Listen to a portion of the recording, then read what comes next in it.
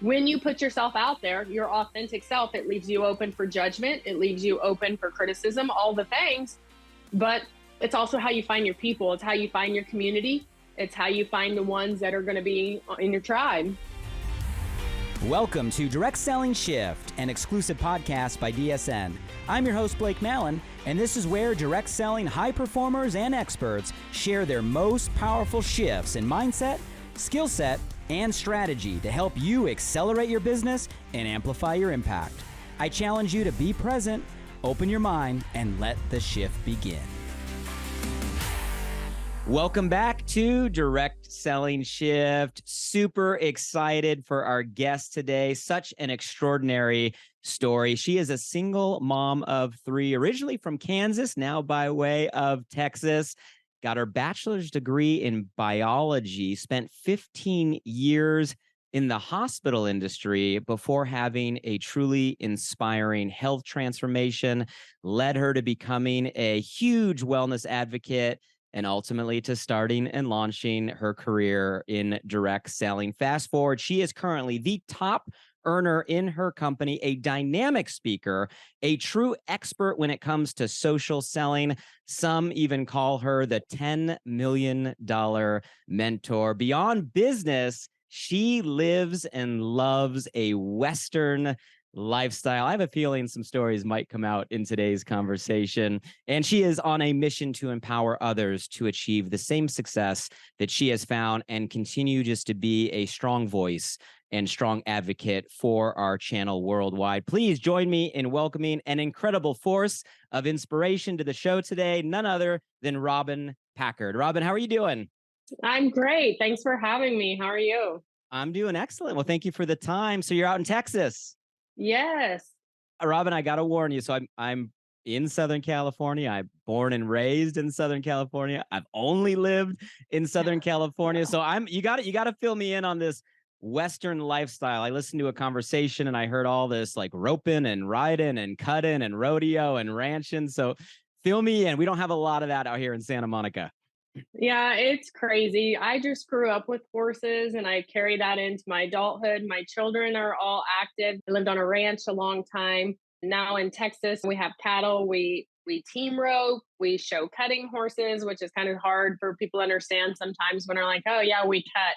I have no idea what we mean, but it's just What it's just does it mean? What does it mean? Enlighten us for those of us that aren't out there in Texas. well, it's literally they've been doing it for hundreds of years. But like if there was a herd of cattle and they needed to sort a sick one off, they would literally cut that one off to a doctor. And that's just carried forward and modernized and become a sport. And we love all things horses. It keeps me motivated to work all the time because my kids are passionate about it. It's inherently expensive. So just crazy. We live a crazy life of horses, cattle, all the things. I love it. I'm probably like a lot of maybe people, not just in California, but during pandemic, we got absorbed into Yellowstone and then inspired to go to a dude ranch. So I started taking my family out to a couple of dude ranches. We fell in love out there on the ranch, riding horses. I got my littles 8 and 5, on horses. I tried barrel riding. It's a lot harder than people make that look. So The Yellowstone movement. That's it what I is. call it. It is. And I'm sure you obviously growing up that way probably laugh at all of us. But I actually think it's good because it's giving people a way to maybe experience something they wouldn't experience and see the fun and the beauty in it for sure. I do think it's brought a lot of light to the industry in the Western world and got people to just learn that lifestyle. I love it. It's brought a lot to it's put a big spotlight on what we do. I think Yellowstone in that movement. Yeah. What do you love most about the ranch life, the Western life, everything in that lane? I think it's just like a slower pace. Like with what I do, like it's a hustle and that just lets me kind of go wind down. And there's just something about being around a horse or cattle that's just calming. I don't know. It's just like you said, when you do it, there's something about it. Like kids love it. It's just, there's something mysterious about a horse and all that. You can think you can control them, but at the end of the day, you really can't. Yeah, I think that's part of maybe the allure. It's a beautiful thing for sure. And it is a different energy. And I think everybody, so if you're out there and join the Yellowstone movement, get out and experience it. And it's interesting. I want to obviously talk about what's going on in the channel in our conversation today, what you're doing to navigate as a leader. But let's go back real quick and maybe just learn a little bit about your story. So talk to me. I Sure. think I heard you spent years in the hospital industry and then from there kind of went to the other side of really being passionate about health and wellness and ultimately starting your direct selling journey. So kind of fill us in. Yeah. So, I mean, I got a biology degree. I spent, years working on that. And then I got a med tech degree and was working in a lab. And over that time, I'd gained some weight. And obviously, I was looking for solutions for that. And I stumbled across a friend that had had great success. And I just, through trust, joined her. And they were like, you should be selling this, because I did have a great weight loss story. I originally lost 84 pounds and then went on to lose 100 total. And I would just say, oh, I couldn't sell anything. I literally used to work in a farm store that sold supplies, and I was like the worst salesman ever. And like I said, I have this biology degree. So when anyone would approach me about anything salesy, I was like, oh, I'm not a salesman. And I grew into belief of products and company. And it took going to a convention, which I don't know why, because I was doing all the things. I had 3 total college degrees and I have $64 in my bank account and not Mm-hmm. open to. I'm doing all these little side jobs, but I am completely shut down to the opportunity of direct sales. But I went to a convention, and I think it took that to show me these aren't sales people. I loved the culture, and that let me open my eyes to the business side of what we do. And then when I went from there, I just realized it felt just as good to help people with income opportunity as it did to help with their, health and wellness. And from there, it was just like wildfire once I opened my mind to it. Um, I hate that I know one of my fatal flaws is I'm really hard headed, and I see that in other people immediately in distributors. And I just want to like shake them because I see that myself in them. How long were you a customer just enjoying the products and the health journey before you decided to pull the trigger and actually start to promote? Probably 6 months. And really, still after that, they said, well, you should have a meeting. And I did that. And it was really baby steps into the water. And then I'll tell you what triggered like this mass movement in me is, like a lot of Americans, we had some credit card debt and stuff. And I was at this convention and I saw a girl getting a big check on stage. And I leaned over and I said, well, what do you have to do to get that? And my sponsor was like, a lot more than what you do. And that just triggered me. That's when the lightning struck for me, like how much income opportunity there is in what we do. And at that moment, I was like, I'm going to go build a team. I can do this. And that's when I was like, I literally wrote an inventory down of what I was good at and what I wasn't.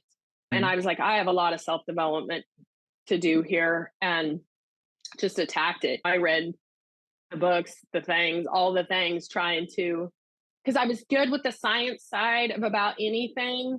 But, I just had zero sales experience. Mm-hmm. Let's even dive deeper there. One, I just wanted to highlight that because for everybody listening out there, 6 months as a customer, and so often we go get customers on our products and services out there, and maybe we just mentally put them in the customer bucket. But here you are now, the number one, right, highest rank in your company, top earner in your company, and sharing your story of you were 6 months as a customer and got off to what many would say is not a fast start. Okay, let me go deeper there. Go back to when you were in that season. You were the customer at that first event. You were thinking about making the leap. You had all these things in your head, maybe keeping you from signing up and then accelerating. What were some of those like limiting beliefs? Some of that internal dialogue, some of the things in your mind that kept you from making the leap that maybe you had to overcome, and maybe you see right as a pattern now for other new people joining your community. Right.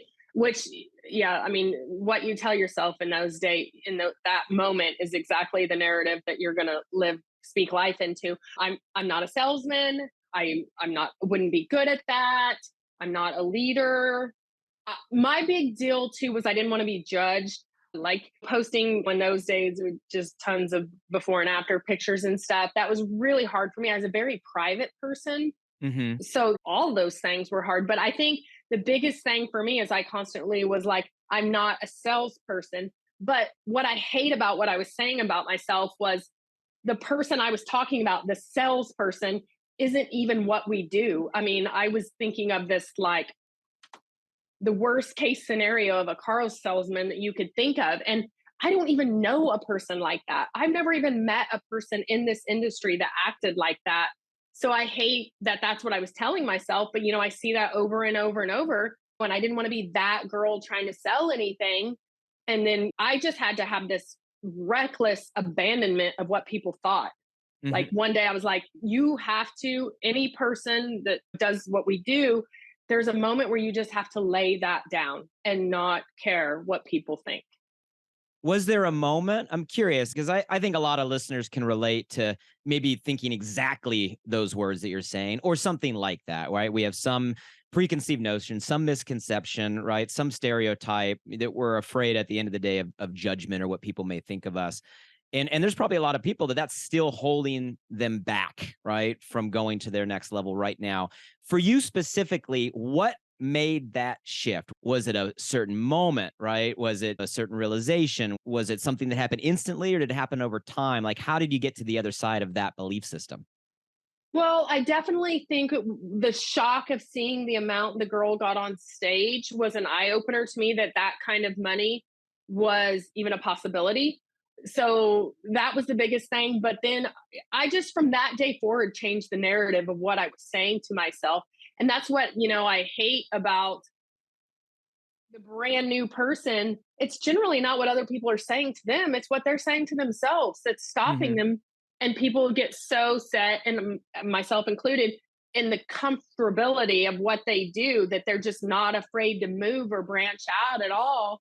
And I would say 99% of it is all in our head, the stories we're telling ourselves. Just at that moment, I was like, okay, I'm not going to care what people think. Generally what you're saying to yourself is much, much harsher than what anyone's actually thinking. And then most of the time, people aren't even thinking about you. They're Hmm. thinking about their own lives. And I just had to lay that down and decide I'm going to go after this. And I'm from that minute forward, I was like, I'm going to succeed at this. Although I had no idea really what that looked like or what that was going to entail. But just from that moment forward, I was like, I'm doing this. I'm going to.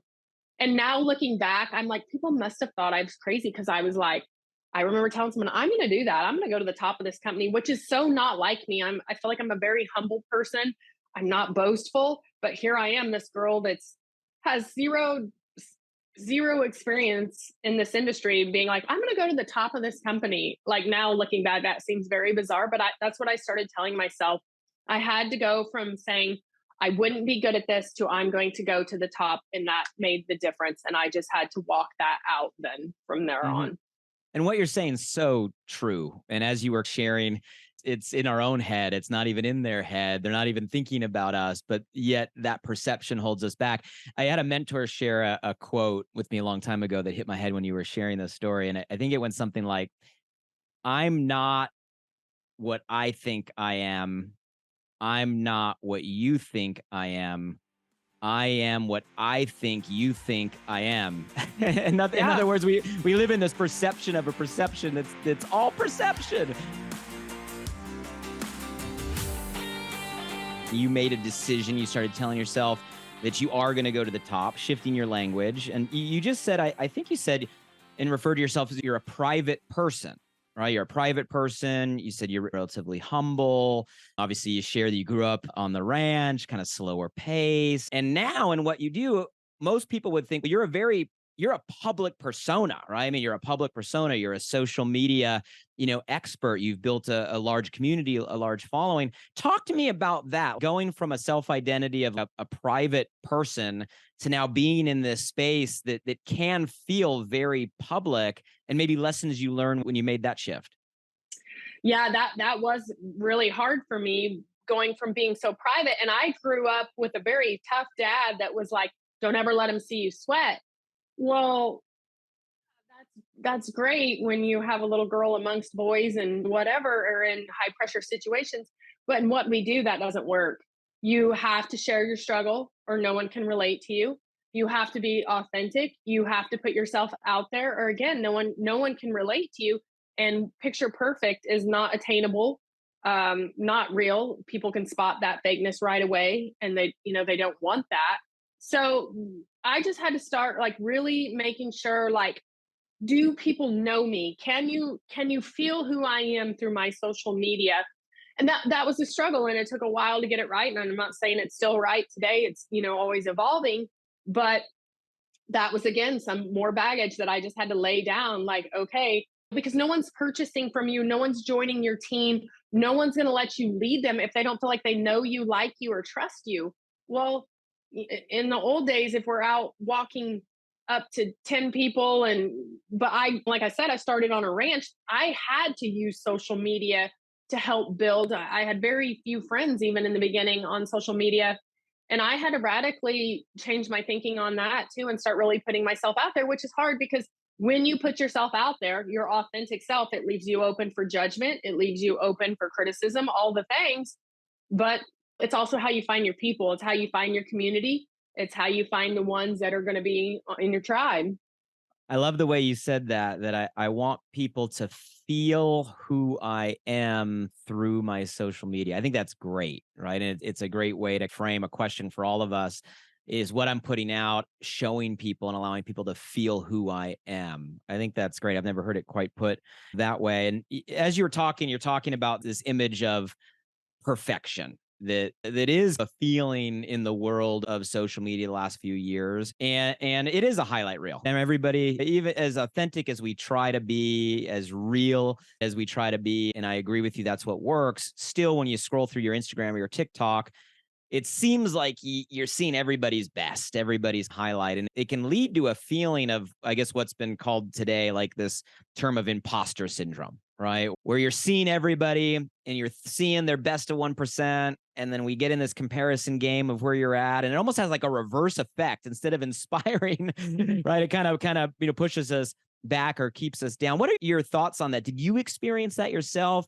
And even more so as you're leading your team, like, do you see that as a real issue? And what guidance do you have for people that are maybe being disempowered by what they're seeing online? Yeah, I just like, I love to say real is rare, fake is everywhere. Just go be your authentic self.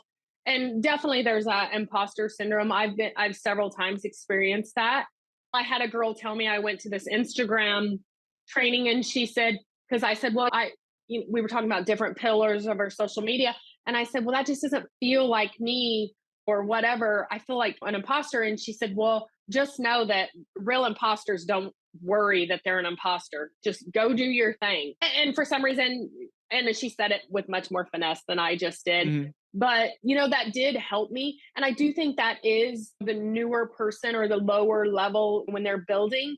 That is a big, because they go from just posting whatever on social media to start like building this strategy. And I do think they get that. And, what makes me sad is most people would be successful if they just stay the course. But instead, they throw up a little bit of social media and don't get a big response. And when I do trainings, I literally, in my trainings, I post my first ever, like, for putting myself out there with my company and this stuff. And I was like, I had 5 comments and 4 likes. Mhm. It wasn't a social media smash by any means, but I played the long game and stayed in there, and you evolve and you learn, and when you know better, you do better, and it gets better and better. And we all have stuff that we go back and we're like, oh, that was, whoops, that was cringy, whatever. I had to pivot there. But, you know, I've heard a lot of other big leaders or mentors say, like, we were all doing the best we could at the time. We just got better. I know we're talking a lot about social media, and that makes sense in the last more than few years, right? That hasn't been a thing. It's kind of been the thing. Obviously, through kind of the strange pandemic period, it was like the only way. For Right. you and your business and your acceleration, getting to where you are today, would you say, looking back, social media was the main strategy, the primary strategy, the only strategy? Like, what component and how did you utilize it then, and how are you utilizing it now? No, I think social media is a part of what we do. I still think it's crazy to me because some of my biggest leaders still came from face to face, or it's just someone that I thought of or had built that relationship with, not in social media. I think just the world has changed so rapidly in the last few years. Social media has exploded. Not that it hasn't been there for a while, but it's definitely changed the game. I guess I like to say I try to be very multifaceted. That's part of it, but that's not all of it. There's still so much personal stuff that has to happen in what we do, especially with recruiting. I've just tried to really evolve on social media because that's where I feel like we can reach the masses faster. Hmm. But you know, people that only want to sit and, I don't want to say hide behind social media, but if that's all that they want to utilize, some of the very best people continuing that I recruit to this day weren't from social media. So if you're starting like a brand new person today, let's say I'm just getting started in your community, what path do you put me on? Do you put me on a path on social, on content? Do you put on a path talking to relationships and kind of the in person? What directive are you giving and finding most successful today? I wrote out a playbook that I felt like was for the brand new person to kind of be multifaceted. I'd be like, look, to me, what I want to see in a brand new person is I want to see their confidence get built immediately. I don't want them go get immediately kicked in the teeth and be like, well, I'm done. The best way that I found to get their confidence, obviously start in their warm market with their friends and family. And I say, look, sometimes your friends and family, they're the easiest and sometimes they are the worst. Let's start with the easiest and get a little confidence. Like, I want to see them get some wins there because then I can see their confidence really go up from there. So I'm like, let's start getting some content put up. And I live and die by the motto that a confused distributor does nothing, an overwhelmed distributor does nothing. So I really try to keep my onboarding very, very simple, very, very clean with simple action steps and simple goals. So that way that we get small wins. And I tell people when you're starting, well, the whole time you're doing this, you're going to probably do the same amount of work. It just matters on the way you deliver it. So if it's a post or if it's a phone call or if it's a Zoom, whatever, but just know each one of those has a higher success rate than the other. There's tiers of what always, like, a face to face is always going to be more successful than a post on social media generally on your return rate. So I just say if you're going to do the same amount of work, pick the delivery method that's going to get you the most yield, which face to face or a Zoom call or whatever. And then when you're dropping down into like getting into people's messenger or the down into an email, something like that, a text. So to me, I just like right off the bat, I would love to see them get some wins, get some confidence so that they can carry through. I love that. So what I'm hearing you say is there's kind of like an order or a priority of communication styles Exactly. based on the results that we all want to have, a victory, a win. And you kind of tossed out a few of them there. How, if you were just to prioritize, this is the most effective, A, B, C, D, E, what would your priority be in terms of just communication? Well, I'm always going to say face to face. And I know that's so old school and not always possible in the world we live in. But even if we're doing it on a conference call or whatever, where we can see, and I think that's because it's not that I can't be well worded, and we all project our own strengths and weaknesses on other people. It's not because I can't be well worded, it's because I'm so busy. I'm often don't take the time to be well worded. I just know with me and my heart, people feel it the most in a face to face setting or where we can see each other because then you'll hear the tone of my voice or my passion for something. Or if I'm to type something out, you're just not going to get that. So to me, that's always going to be the best. You're always going to get the highest return rate and excitement when you're talking somehow face to face.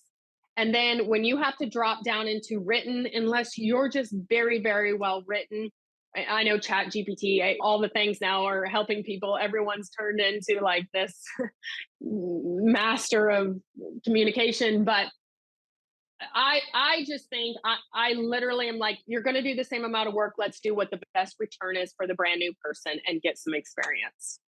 No, I love it. And I agree a 1,000%. I know if you're listening right now, it might sound simple, But this is huge. You can have huge impact on your business. And what I'm hearing Robin say is you want people to feel your energy, feel your passion, feel your belief, feel your confidence. And there's no way to transfer that in text. Doesn't matter how eloquent you are or how many times you prompted ChatGPT, right? So Right.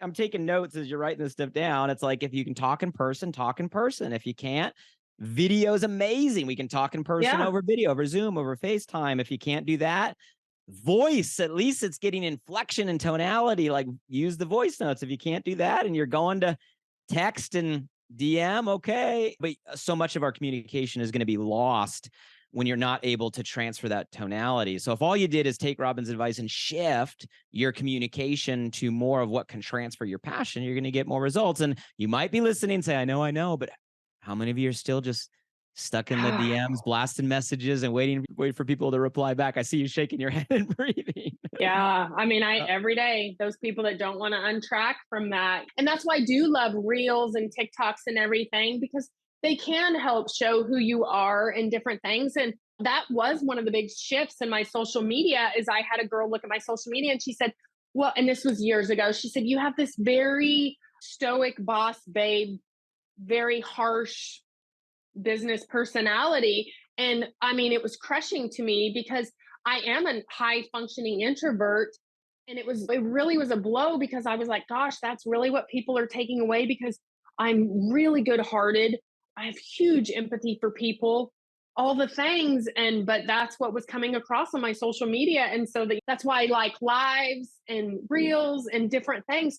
And that's when I was like, okay, I got to show these people my real personality because I mean, I am this like hardcore business girl, but at the same time, I'm also like a 12-year-old boy sense of humor sometimes that's ridiculous. So we just kind of put our real personalities out there. And I do like the influencer style movement. It's letting people see who you are. But some people are so afraid to put themselves out there, they just will not take that step. They want to stay in those DMs, like you said. So often people feel like they need to be quote unquote extroverted in this business. And don't get me wrong, like if you're someone that gets energy and draws energy from being around people, this is like the best thing ever. We're talking to people, we're getting with people, we're sharing with people, we're creating communities of people. But I'm seeing more and more conversations of people who they're natural introverts that are just excelling and leading like yourself. So for the introverts out there, is there any guidance you want to give, right, to people that maybe are wired, right, the same way you are kind of as introverts? Any guidance you want to give? Any lessons that you've learned along the way for maybe that personality type? Well, this isn't, I wish this was more profound, but I remember at my very first conference, one of the top leaders was very outgoing, and I almost disqualified myself right then and thought, oh, I'm not outgoing. I can't do this. I almost completely disqualified myself right off the bat. And I'm glad I hung in there. But I was more the type of girl that when you'd walk down the hall in the morning on your way to a meeting or something, that if someone looked up and smiled at me first, I then would say, if they'd smile at me first, then I'd smile back and say good morning or whatever. And then I thought, I know this is so kindergarten mentality, but I just remember thinking one day, what if everybody's just walking around waiting for someone to smile first? Why don't you just be the one to smile first and say good morning? And then also, too, the problem with introverts, and especially as you're seeing some success or maybe you're a top leader, if you're introverted, they will not just assume you're an introvert. They're going to assume you're stuck up or you're whatever. And I did not want that at all. And I think that was what really helped me overcome it. I was like, they're looking to you. How this might be that girl's first convention. And she's right now judging herself if she can do this. And say good morning, ask questions, make people feel comfortable. And then that was kind of my goal from then on, is to like make everybody feel welcome in this space, because it's not the world disqualifying people. It's that they're doing it to themselves. Let's not make that harder for them. So it just self-development and putting myself out there. I think that's so important and great lessons. And just for clear communication, when we're using the language introvert and extrovert, It really means just how someone generates energy or loses energy, right? Sometimes people hear Right. introvert and it means like, oh, well, you don't care. You don't have a, no, I mean, introverts care. They can have a huge heart. Like you're hearing Robin say, huge compassion for people, want to help people, but they're wired right a little bit differently. And being around large groups can drain energy. We're extroverted people. You're around large groups, you get energy. So it's not about talent or a skill or how much heart or how much you care if you love people. It's really about just how you're wired for energy. And I guess one more question in that direction, Robin, have you had to learn to do anything yourself to create boundaries, right? When you're in a business of giving, helping people, and you love it, but maybe you find, right, as an introvert that it does drain you. Have you had to learn to create certain boundaries or anything that you've learned or developed to kind of keep your energy high to constantly show up at the level you want? Yeah, that is such a good question because when I go to anything big or speak at anything, like I love the people and I want to hear all the things and I want to help and do all the things, but I literally will go back to my room just completely exhausted. And at that point, like I have to shut everything off, like no TV, no people. It's crazy when we started, like a lot of girls, we'd share several girls to a room. And it's not that I don't have fun with that, but like I can't do that anymore because when you're trying to operate on such a high, like I guess, frequency or, do all the things and be all the things and be on, like I have to shut down when I'm done and just be. I remember the first one convention where I actually spoke at, I had to go to my room and I literally laid with the covers over my head, just like had to just check out, be done. So I wish I was one of those people that I fed off their energy, but I'm just not. It drains me. It really does, but I love it. And that's so important for people to hear, right? Because that's Yeah. probably like, I don't know what the statistics are, but it's probably like half the population. And you're Yeah. absolutely crushing it and leading a massive movement, a massive community, learning how to recharge. But I think it even goes beyond like the introvert extrovert conversation. The reality is, and I'm sure you see this in your team, this business attracts people who love people, people who believe in Yeah. people who want to help people, right? And so often I see people that give so much of themselves. They want to help, right? They want to contribute and they give to the point where their cup is no longer full enough to Right. show up as their best self. And I'm curious if you have any lessons, either again, from your perspective or things you teach, maybe leaders you're developing on how you make sure you do recharge or how you make sure your community and leaders recharge or things we can do to make sure we are operating. I think you said frequency at the frequency that we want. Any perspective there?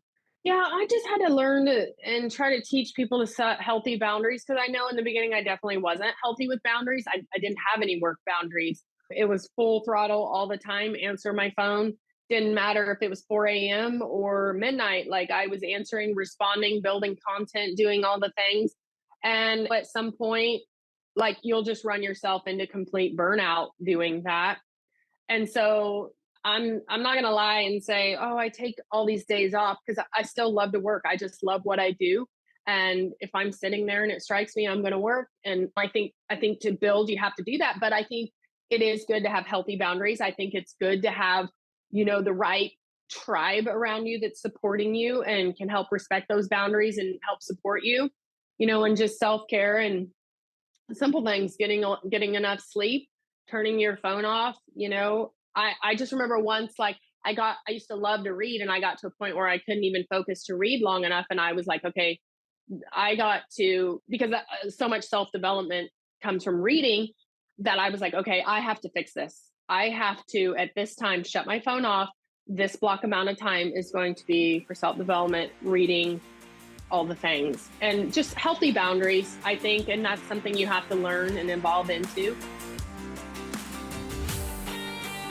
You mentioned personal growth and self-development. What has been your routine, right? What's your personal program? Has it changed throughout your career and how much would you say personal growth development, learning, developing is key to continuing to excel in this channel?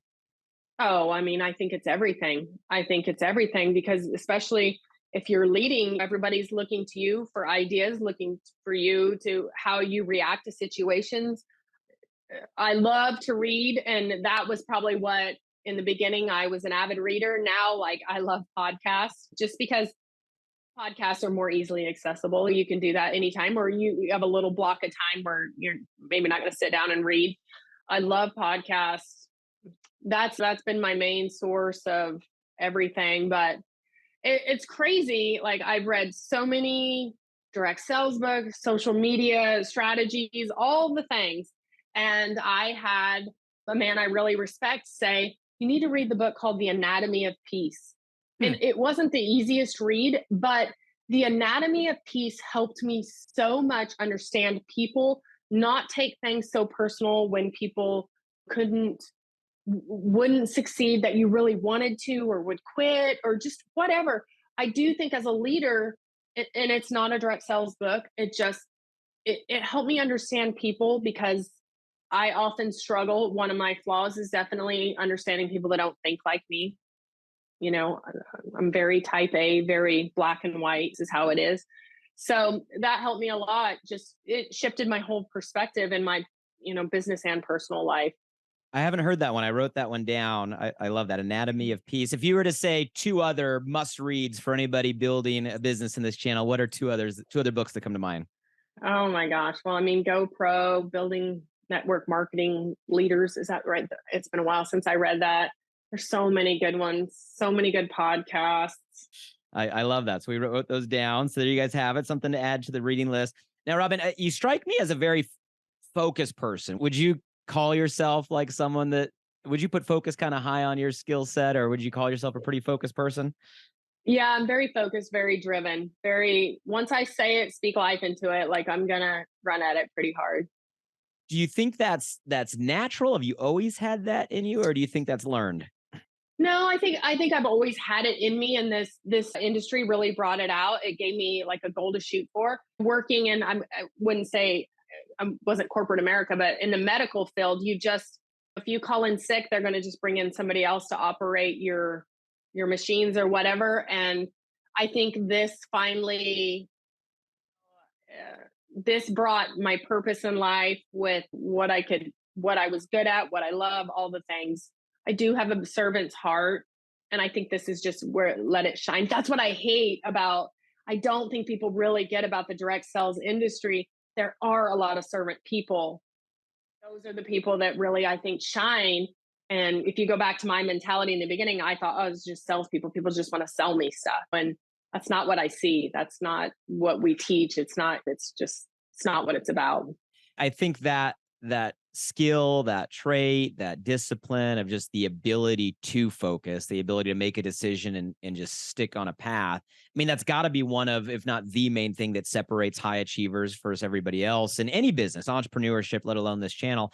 I'm curious your perspective on again, developing people. We might have someone that just joined and launched their business a week ago, right? We might have people that are in a plateau right now listening, or we might have people that are in an acceleration of growth season looking to take their leadership to another level. And I think everybody could benefit from an increased focus, right, on the path that we're on. Any tips you would give? Is there anything you do to kind of put the blinders on, eliminate the distractions that seem to be on demand everywhere these days, and actually stay a course long enough to get a result? Any tips? Well, I think this is the business of empowering people, and that takes a lot of cheerleading. It takes a lot of pointing out their strengths. And I was blessed. I had people do that for me early on. I always tell people, I wish our careers were videoed, but people only get to see you speaking on stage or know that persona, that end result persona. Like, I wish you could go back and show some of these big, just huge personas, like what they look like in their beginning, what their first three-way call looked like, what their first time on stage speaking looked like. And then I think people wouldn't judge themselves so harshly and be like, yeah, there's so much room. I mean, they would laugh at all of our firsts of everything, but you don't get to see that. You get to see Z or further down the trail. So what I just try to do in that brand new person is build them up. Like I said, try to get them some wins, get their confidence up, and point out why you are a leader. Because I don't know many people, or I don't see it as a leader. People come in and be like, I'm going to be a rock star at this. I don't see that. I see people come in scared. See people come in with the work ethic, but not the know-how. And we're just in the business of, we have to empower them. We have to show them and help really build that up, because They all have those self-limiting beliefs. And I like to know what those are. What do you think of yourself? I'm big on inventories. Like, tell me what you're good at. Tell me what you struggle at. Tell me, because what you're good at, we don't need to work on that very much. What we need to work on is this list of what you don't think you can do. That's what we need to be tackling. I'm smiling as you just gave me like a mental image of every successful achiever, entrepreneur, business person across the world. And imagine if all of our social media was just our first couple days, weeks, or months. That would be amazing. I would subscribe Yeah. to all of those channels. Yeah. Um, Like, are you so embarrassed when you see a Facebook post from 10 years ago and you just literally like, I'm so embarrassed for you? Like, I wish as leaders we could put those moments up and be like, hey, this is us. Like, you're fine. You're doing way better than we were when we started. I always am like, if I can do this, you can do this. You've talked a lot about how we wear a lot of hats as leaders and coaches, right? You said sometimes we have to be a cheerleader, sometimes we're diving in. And you have a large community, right? I mean, you have a large movement. And any leader that stays the course long enough, you end up building a team. You get to a point where you can't personally be with everyone. You want to, you wish Right. you could, but like you can't. I'm curious from your leadership perspective, where do you decide where your time goes in terms of who you're investing time, energy, coaching, mentoring into? You said you take inventory. Is there a certain trait you're looking for? Is there a list you're looking for? Are you doing it by the numbers? Is it by feel? How do you decide who you're reaching down and raising up? For me, that's a lot. My brand new people, those are the people that need you the most. Those are the people that you're going to have to hold their hands the most. That's why I think I see other leaders that run their teams more in a dictatorship fashion. And to me, that's just never going to work because you have one person that you can't as one person service that many people. Where if you're building other leaders as they come up, they don't need you as much. They need you to check in. They need you to talk them through still their goals and different things. But it's that brand new person that's really going to need you. And that's the hardest because you can pour into people. And we all know the stick rate on those brand new people, isn't always great. It just depends on the person. But I look for someone with a really strong why because those people tend to be gritty. If their backs, some of my biggest and best money earners, their back was against the wall.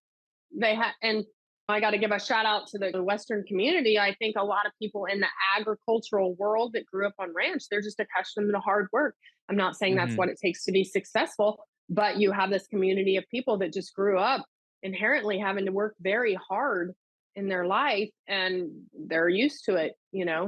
So, and then I look for people that are coachable. It's bad because you get somebody that is a hard worker, but if you can't ever get them to think bigger or move beyond that poverty mindset or step out of their comfort zone, there's just not a whole lot you can do, no matter how great a leader you are. I think those are great. That's a great perspective. So people that are willing and wanting to work hard.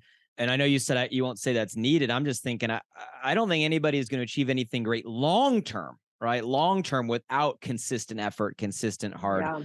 work, and the ability to be coachable and learn. I think that's great advice. I know you've been in this channel for a little while, right? You've seen seasons, right? You've seen evolution, you've seen kind of shift, right? Pun intended. I'm curious from your vantage point right now, with where the world's at, where the channel's at, right? Post pandemic era, all the things that are happening, social media and where that's gone. You mentioned ChatGPT. Now that we got AI and we got all this shift in the air. Yeah. What are you seeing and feeling in terms of just the channel abroad? What shifts are you seeing? What's happening today that's maybe different than yesterday? Where do you think we're going for tomorrow? What's your perspective? I just think that we had a little rough patch, that we had a lot of people come in during COVID. People were home, people were scared, they were looking for other income. I feel like it was industry wide, but I know definitely within our own company, we had like a set of leaders come in that they came in through a time where we were just growing insane amounts and it was easy for them and they never really had to learn like any foundational principles of leadership or how to lead, how to build. It just came so easy during some of that COVID time. And it was frustrating for me because I couldn't get some of those leaders to stick. Mm. When it shifted, and it felt like to me it shifted hard, they didn't have the stick power because they'd only known easy.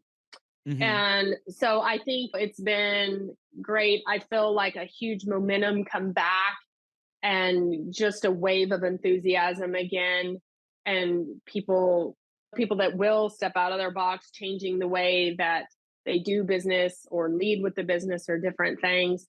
A lot of good things that, for a while I felt like kind of morale was kind of down. It's really hard to get me down, but I did see it in amongst different people. But it's been exciting for me because I feel like a wind of change coming back. The owner of our company gave a talk that meant a lot to me, because he said this industry's always been under attack for one reason or another, and he went clear back 50 years. And I think if you just know that, and that there's always going to be obstacles in everything we do, then you're more apt to just roll with it and change and pivot when you need to pivot. So that was helpful for me. That's what I've seen lately. Like, we are introducing things we've never used before. There are new tools, different things. But at the end of the day, yes, the shiny objects have changed, the tools have changed, but the foundation is the same. The work ethic, the doing the do daily, the putting yourself out there, being multifaceted, not just in one thing. What are some of those tools that you're seeing people gravitate to right now? Oh gosh, well, just like all the AI, different stuff like that. I'm seeing people that like could not write a caption to save their life to now they're pretty profound. Different things like that. I use some pretty simple tools too, but yeah, I mean that's the biggest one that I've seen lately. And then just different way of presenting, I think, was the hardest for my team to adapt to. I do feel like the world is graphics blind. People want it delivered more personable, more in different ways. So that's what I'm seeing.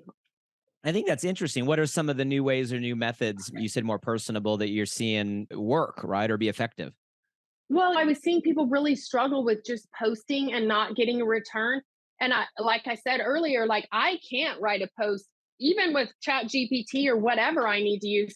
I can't write a post that truly shows you who I am.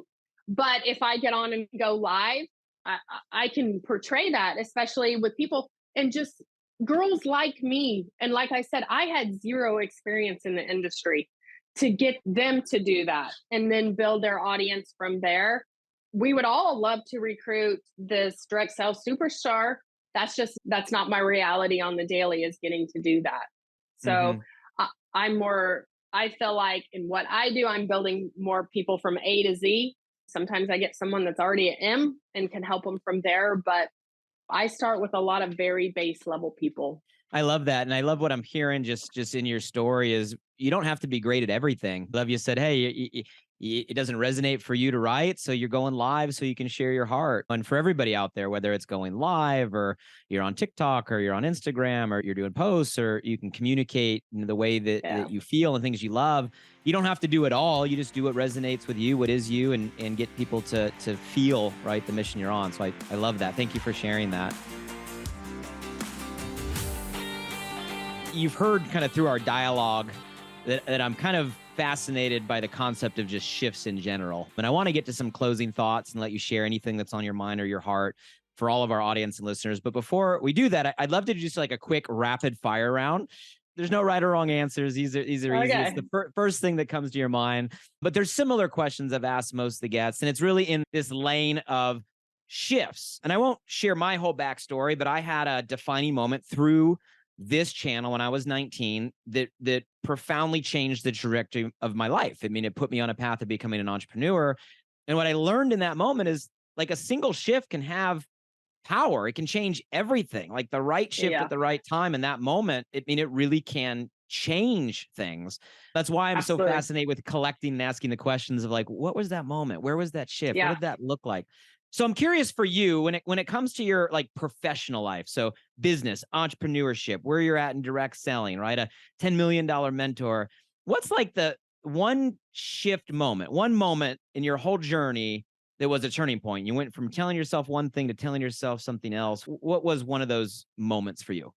Maybe one of the first times I spoke on stage is where I started to really step into that leadership role and realize, like,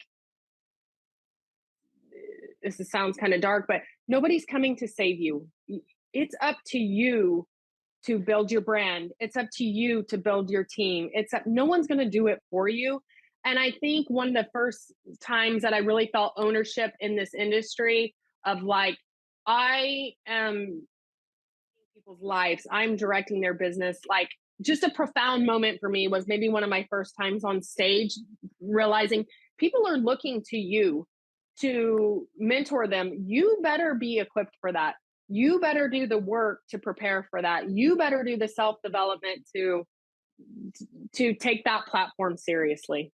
I love that. I mean, such an easy way to get out of our own head instead of worrying, am I enough? Am I good enough? Right? Did I get enough? Ask ourselves, well, who can I help? Who's relying on me? Who can I make an impact on? I think that's Right. awesome. Take it So, off of yourself and put on them. I'm scared too. And that's weird because people think that I'm like this robot or fearless. And I try to be fearless.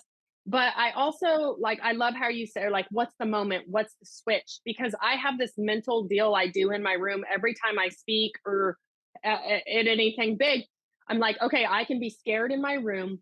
I can have doubt. I can nitpick my speech, my presentations apart, myself apart. But the moment I close this hotel door behind me, we're not allowed to think up. Like, mhm. that is the minute, like, you become a robot. That is done. And now where it's like full speed ahead. That's just like some weird mental practice I picked up. No, I think it's great. You're giving me chill. It's game time, right? It's game time. It's game time. It's the game. There's no room for fear. There's no more room for doubt. That all stays in your room. And now, like, this is what we're doing. Someone turned me on recently to another book. For those of you guys that are listening, you can add it to the list, but I think it's called Alter Ego. But it really is a book that breaks down the science behind what you just described, like flipping the switch, stepping into your best self, and showing up for the game, whatever that game means in your Yeah. life. So I love Yeah. that. Same question. So personally, so that's your shift on a professional level. What about just Robin personally, you and on your life journey? What's one of the single biggest kind of mind shifts you've had that have led you to becoming who you are today? Well, this seems a little silly, but the first time I ever posted my before and after weight loss picture, I literally had to turn my phone off. This is back in the days, super private. I was ashamed of the weight I had been. I didn't want people to think, oh, she thinks she's perfect now. Like, all this horrible monologue that I created in my brain. And I remember somebody said to me, well, yeah, okay. What if 99 people think all those horrible things you just said? But what if one person looks at that and it gives them hope and they decide to join you on your journey or get help? Isn't that enough? And at that moment, I was like, yeah, that's enough. The one is enough to offset the 99. And I still feel that way today, you know, because no matter what you do, you're going to be criticized, judged, whatever. And as long as I'm helping that one person, that's just got to be enough for me. And I've just learned that works for me. So anytime I'm about to post something that it's a little out there or whatever, I just, right before I hit that, I'm like, just looking for that one. I'm just looking for that one.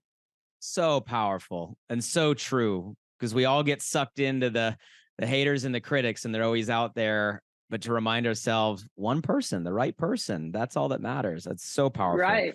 Last question, more of a visionary question. And I kind of think Yeah. about the power of the channel. And one thing I love about this show and being partnered with DSN is we really do have access to what is just an amazing industry, an amazing business channel that so many people are participating in. I think the Yeah. DSA last year said that direct selling was like over $170 billion in retail sales. You Wow. have 60 of that just here in North America, somewhere over 114 million people that are participating as distributors, coaches, consultants, promoters. Like, the community across the world it's massive. So, Yeah. Robin, my question, this is kind of like a visionary, maybe an idealistic question. I think of what would happen if all 114 million across every company, product, brand, right, we're all kind of united in a direction. So my Right. question for you is, if you could gift all 114 million distributors, consultants, coaches around the world with one mind shift, one mental shift, right? One perspective shift instantly, what would you give them? I think the most powerful thing that we fight is our own head.